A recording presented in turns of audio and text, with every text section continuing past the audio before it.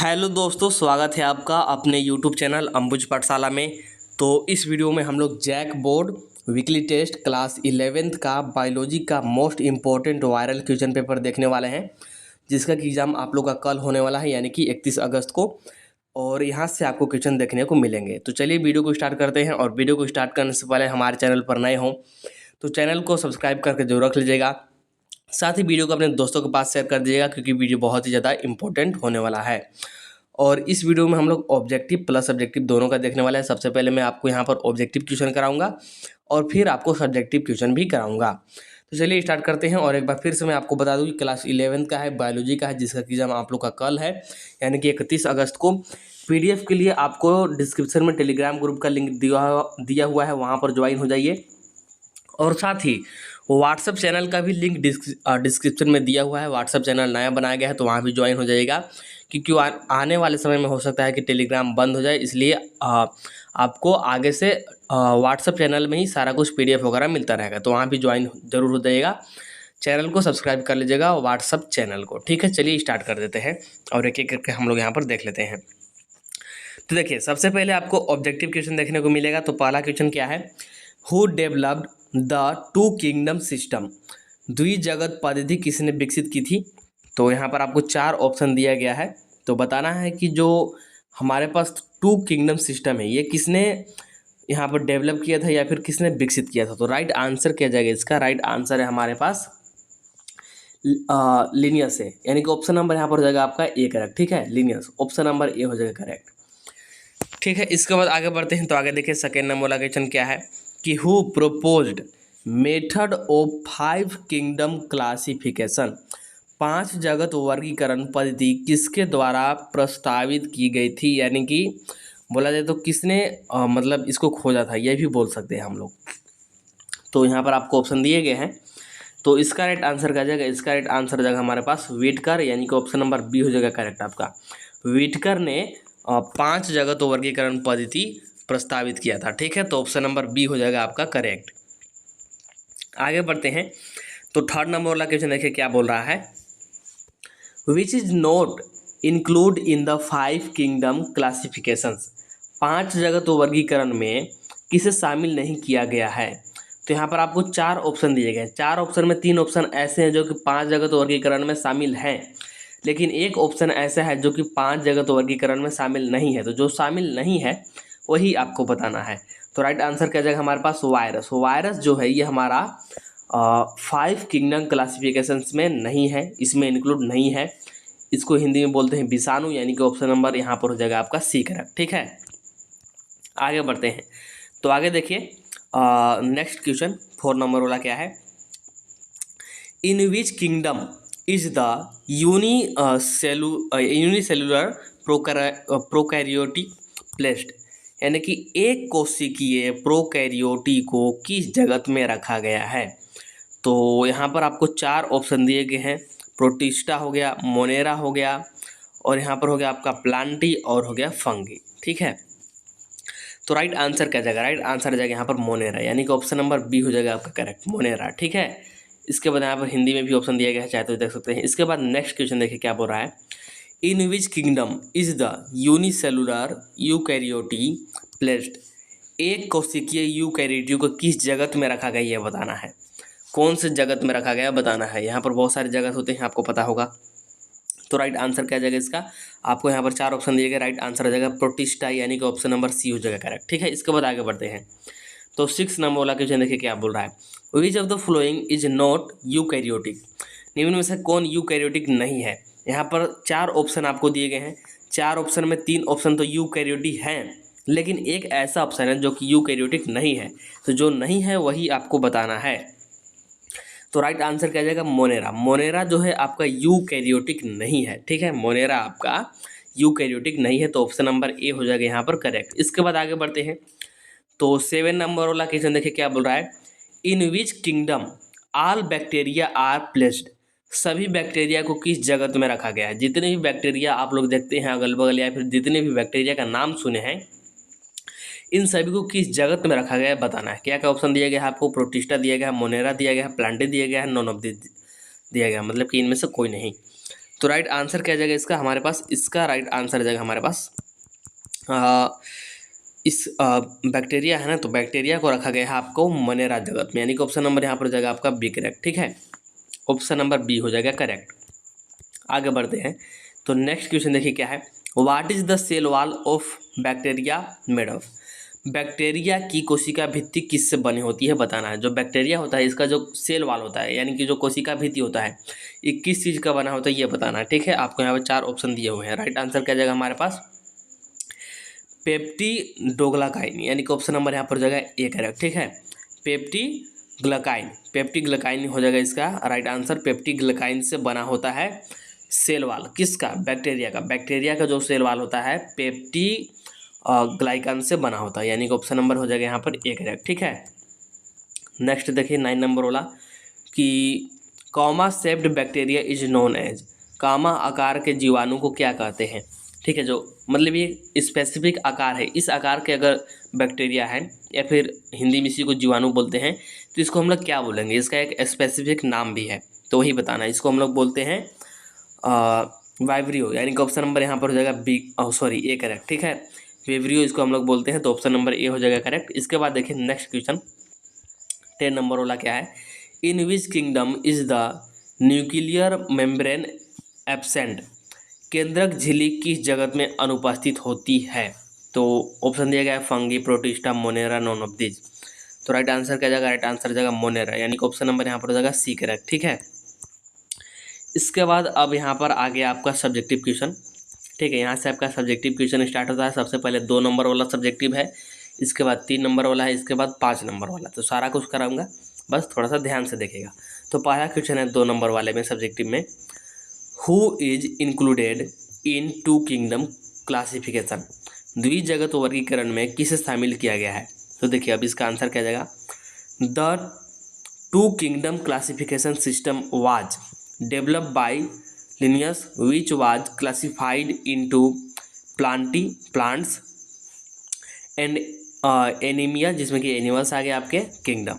ठीक है, लिनियस के द्वारा द्विजगत वर्गीकरण पद्धति विकसित की गई थी, जिसे प्लांटी जिसमें कि आपके पादप आते हैं एवं एनीमिया जिसमें कि प्राणी जगत में वर्गीकृत किया गया था। ठीक है, इसके बाद आगे बढ़ते हैं। तो नेक्स्ट क्वेश्चन देखिए क्या है, name of 5 kingdoms in 5 kingdom classifications. Hindi में भी देख लीजिए क्या है, हाँ देखिए क्या है, 5 जगत वर्गीकरण में 5 जगत के नाम बताएं। जो 5 जगत वर्गीकरण है ना, तो ये 5 जगत कौन कौन से ये आपको बताना है। तो हिंदी और इंग्लिश में नाम तो सेम ही रहेगा, बस यहाँ पर लैंग्वेज बना करके लिख देना। तो देखिए क्या आ जाएगा, the name of the kingdoms included in the 5 kingdoms classifications are monera, पहला तो मोनेरा हो गया, फिर हो गया आपका प्रोटिस्टा, फिर हो गया आपका फंगी, फिर हो गया आपका प्लांटी एंड एनीमिया। ठीक है, यही आपका 5 हैं। सेम नाम आपको हिंदी में भी मिलेगा। देखिए मोनेरा, प्रोटिस्टा, फंजाई, प्लांटी एवं एनीमिया। ठीक है, तो 2 नंबर वाला क्वेश्चन कंप्लीट हो गया। इसके बाद देखिए ये आपका 3 नंबर वाला क्वेश्चन सर क्या है कि what are the characteristics of the cell wall of diatom. ठीक है, डायएटम की कोशिका भित्ति के क्या लक्षण है ये बताना है। तो देखिए answer, the cell wall of a diatom from 2 thin overlapping cells like a soap box, कैसा, सोप बॉक्स की तरह। ठीक है, these walls are embedded with silica and thus the wall are indestructible. The remains of cell wall accumulated over millions of years are called diatomous earth। ठीक है, हिंदी में देखिए क्या है कि डायएटम की कोशिका भित्ति साबुनदानी की तरह 2 अतिछादित कवच बनाती है।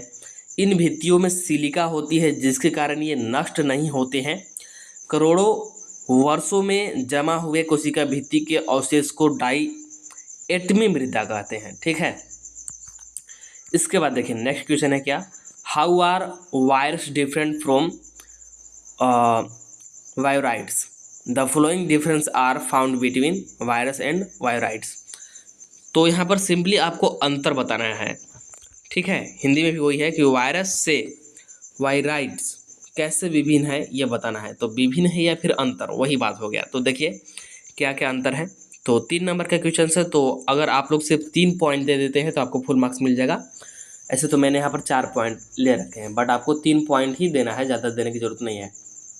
तो देखिए वायरस की बात करें तो the nucleic acid of the virus can be DNA और आरएनए। जो न्यूक्लिक एसिड होता है वायरस में डीएनए और आरएनए होता है। और वायराइड्स में बात करें तो viroids are made only of RNA, सिर्फ ये आरएनए से बने होते हैं। इसके बाद सेकेंड है the nuclear proportion of its RNA is more, the atomic weight of its RNA is less than that of the virus, मतलब कि वायरस से इसका लेस होता है। फिर है कि protein covering is found in it और इट लैक्स प्रोटीन कोटिंग, ठीक है। और एक और यहाँ पर देख ही लीजिए, they are larger than viroids, मतलब कि वेराइड्स से ये बड़े होते हैं, और they are smaller than virus, ठीक है, ये वायरस से छोटे होते हैं।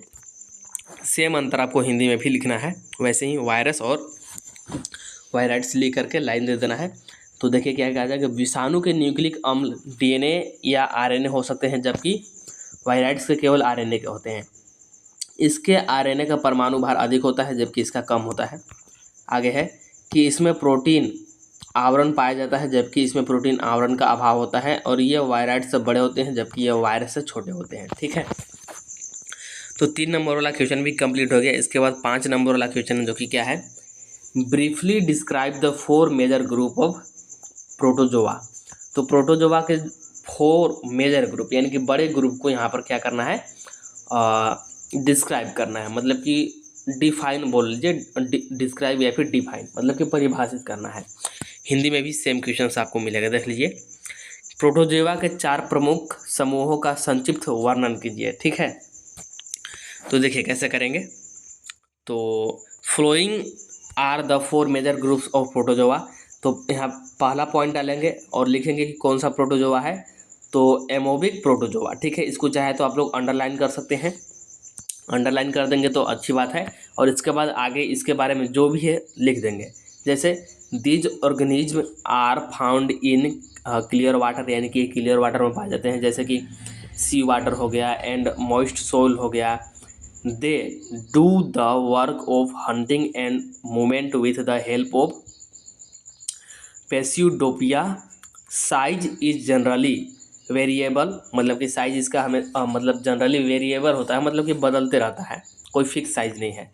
सम marine amoeboid protozoa have silica cells on their surface. Example के लिए आपको दिया गया है एंटामोबिया, हिस्टोलेटिका, ये आपको एग्जाम्पल दिया गया है। ऐसे ही दूसरा का जो भी प्रोटोजोआ है उसका नाम डालेंगे, यहाँ पर अंडरलाइन करेंगे, उसके बारे में लिख देंगे, एग्जाम्पल दे देंगे। मैं आपको बता दे रहा हूँ, वीडियो को स्टॉप करके इसको आप लोग नोट डाउन कर लीजिएगा, क्योंकि अगर मैं ऐसा बताऊँगा तो वीडियो बहुत ज़्यादा लंबा निकल जाएगा, ठीक है। और अभी हिंदी में भी बताना है। इसके बाद 3rd नंबर वाला है, इसको यहाँ पर हेडलाइन दीजिएगा, 3rd नंबर डाल करके अंडरलाइन कर दीजिएगा, इसके बारे में लिख दीजिएगा जैसा लिखा गया सेम टू सेम, और फिर एग्जाम्पल दे देना है। ऐसे ही सिर्फ 4 ही प्रकार हमसे बोला है, तो ऐसे ही चौथा प्रकार को भी लिखेंगे, अंडरलाइन करेंगे, इसके बारे में लिख देंगे, और फिर एग्जाम्पल दे देंगे। सेम टू सेम, आपको कुछ नहीं करना है, वीडियो को स्टॉप कीजिए और लिख लीजिए। सेम हिंदी में भी है, तो क्वेश्चन तो मैंने बता ही दिया था। फिर है कि प्रोटोजोआ के 4 प्रमुख समूह निम्नलिखित है। पहला है अमीबीय प्रोटोजोआ, तो जो वहाँ पर इंग्लिश में मैंने बताया था सेम टू सेम यहाँ पर हिंदी में है कि यह जीवधारी स्वच्छ जल, समुद्री जल तथा नम मृदा में पाए जाते हैं। ये कुटपाद की सहायता से शिकार करने तथा प्रचलन का कार्य करते हैं। आकार सामान्यतः परिवर्तनशील होता है, मतलब फिक्स नहीं होता है। कुछ समुद्री अमीबीय प्रोटोजोआ की तरह सतह पर सिलिका के कवच होते हैं, उदाहरण के लिए एंट अमीबा, हिस्टोलिटिका, ये आपको दिए गए हैं। ऐसे ही यहाँ पर 3 और प्रकार दिए गए हैं, तीनों का नाम लिखिएगा, हेडिंग डालिएगा और उसके बारे में लिख दीजिएगा, ठीक है। और एक और है यहाँ पर 5 नंबर वाला क्वेश्चंस, जो कि क्या है, give a brief description of virus in term of structure and nature of genetic material, ठीक है। तो यहाँ पर डिस्क्रिप्शन देना है, मतलब कि डिस्क्राइब करना है, डिफाइन करना है, जो समझ लीजिए वायरस के बारे में, इन टर्म ऑफ स्ट्रक्चर यानी कि स्ट्रक्चर के रूप में, ठीक है, and nature of genetic material के रूप में, ठीक है।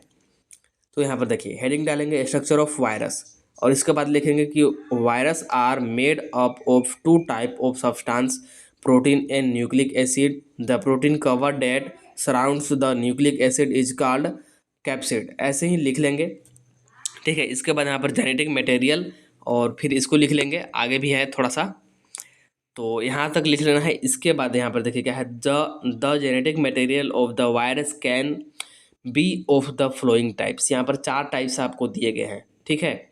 Double standard DNA T2 T4, ठीक है। सिंगल स्टैंडर्ड DNA कोलीफेज, और यहाँ पर 5x174 दिया गया है। डबल स्टैंडर्ड RNA है, रियो वायरस है। सिंगल स्टैंडर्ड RNA है, TMV, और पोलियो है, ठीक है, पोलियो वायरस है। तो ये आपको यहाँ पर दिया गया है, सेम टू सेम हिंदी में है। वायरस की संरचना सबसे पहले बता देंगे, अनुवांशिक पदार्थ इसमें क्या है बता देंगे, और इसके बाद वायरस का अनुवांशिक पदार्थ निम्नलिखित प्रकार के हो सकते हैं, ये आपको यहाँ पर दिए गए हैं। 4 प्रकार के हो सकते हैं, चारों को पॉइंट डाल करके लिखा हुआ है। तो इस प्रकार से आपके 5 नंबर वाले क्वेश्चन कंप्लीट हो गए, 3 नंबर वाले कंप्लीट हो गए, 2 नंबर वाले कंप्लीट हो गए, और ऑब्जेक्टिव क्वेश्चन भी कंप्लीट हो गया। तो आई थिंक आपको वीडियो पसंद आया होगा। वीडियो पसंद आया हो तो वीडियो को लाइक जरूर कर दीजिएगा, चैनल को सब्सक्राइब करके रख लीजिएगा। चलिए मिलते हैं नेक्स्ट वीडियो में, तब तक के लिए tata bye bye, see you in the next video. और डिस्क्रिप्शन में व्हाट्सएप ग्रुप का लिंक दिया गया है, उसको जरूर ज्वाइन कर लीजिएगा, ठीक है, और वहाँ पर सब्सक्राइब कर लीजिएगा। चलिए मिलते हैं नेक्स्ट वीडियो में।